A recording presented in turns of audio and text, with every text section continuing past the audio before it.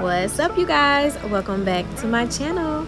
So today, you guys, I decided to make this video based on a comment that I received on one of my previous videos, wanting to know, will the BlendJet 2 blend nuts?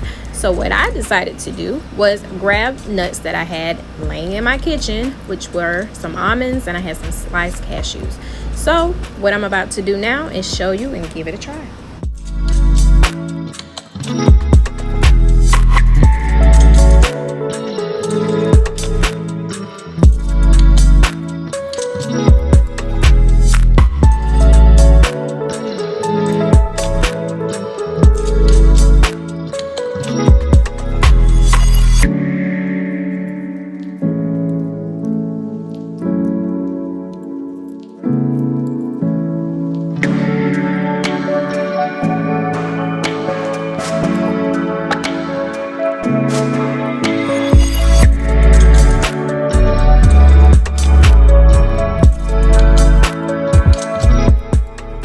So as you see, the BlendJet 2 blended the nuts perfectly, except for that one little piece of almond, which I didn't get to blend twice because my BlendJet 2 went dead, but it did blend up all of the almonds nicely.